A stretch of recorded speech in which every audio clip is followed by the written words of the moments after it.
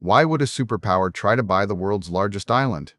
It sounds like an absurd real estate deal, but it isn't about tourism or icebergs. This is a desperate bid for physical control over the only trade routes that will define the next century of global power. While headlines focus on whether Trump can actually purchase Greenland, the strategic reality is different. The U.S. needs to secure Arctic choke points before China and Russia do. Whether it's a purchase or just total control, the goal isn't land, it's dominance over future shipping lanes.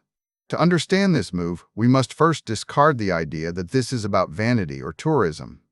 The core motivation is not acquiring territory for its own sake, but securing Arctic dominance against rising rivals, China and Russia. As climate change melts the ice cap, new shipping lanes are opening up across the top of the world. Controlling these physical choke points becomes vital for future global trade routes. This shift transforms Greenland from a remote outpost into a critical bottleneck where military power and economic flow will converge.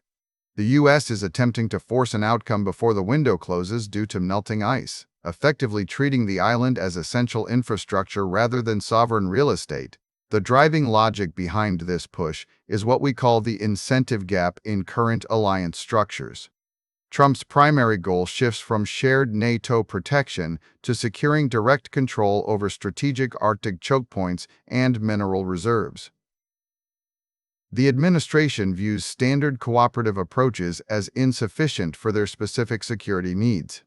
While allies propose solutions like a new mission called Arctic Sentry or expanding missile tracking at Patuxent Space Base under the existing 1951 treaty, Washington sees these arrangements as relying on free riders who benefit from U.S. security guarantees while building competitive industries elsewhere.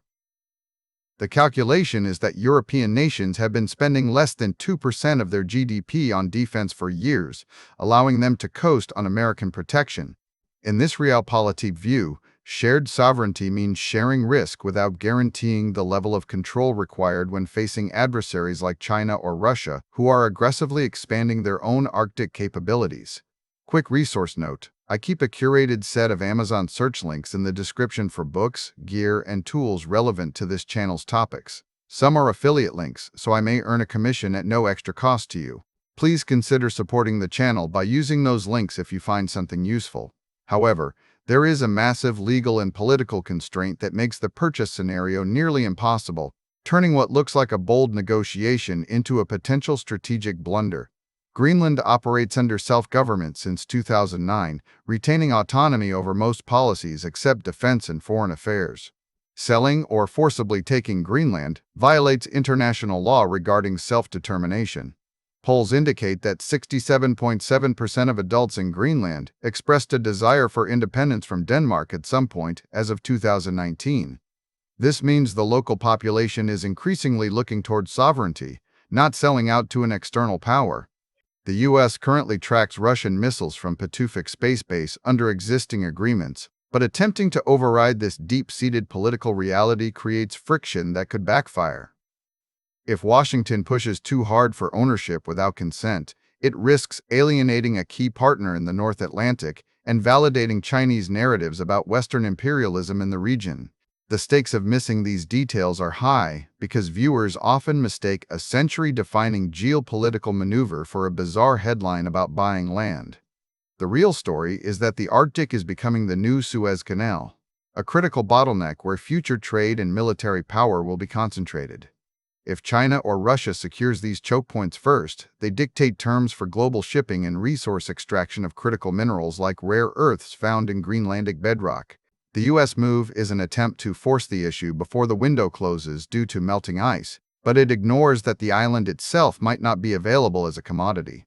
We are witnessing a shift from shared security to exclusive control. If direct ownership fails, which seems increasingly likely given the independent sentiment and legal hurdles, the outcome will still be a hardening of borders in the high north regardless of who holds title to the soil.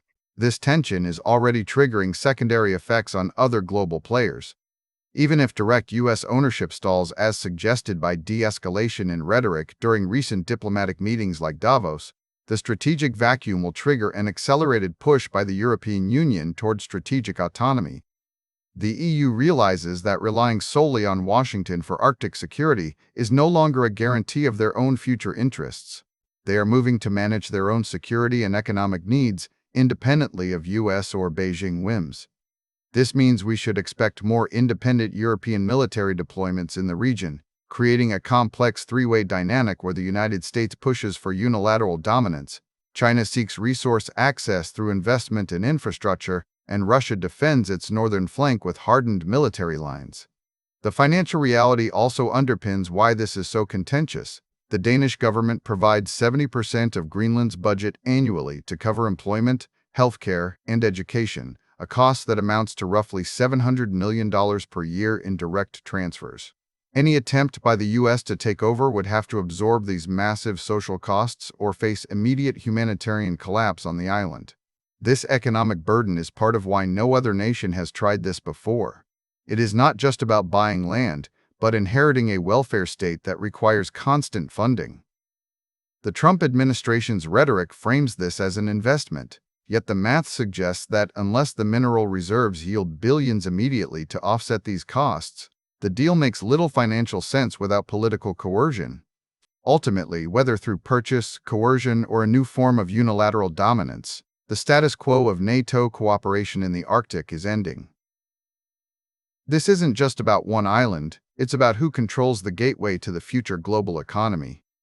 The melting ice has opened the door, and now every major power is rushing inside.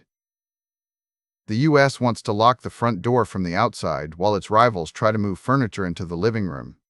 If viewers miss this, they will continue to watch a drama of headlines without seeing the chessboard beneath it.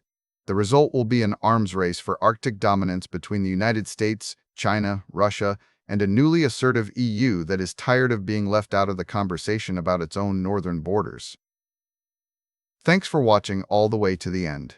I am a one-person team working hard to make each video better than the last. Subscribe if you found value. It is the best way to show support. Drop a comment with your biggest takeaway. See you in the next video.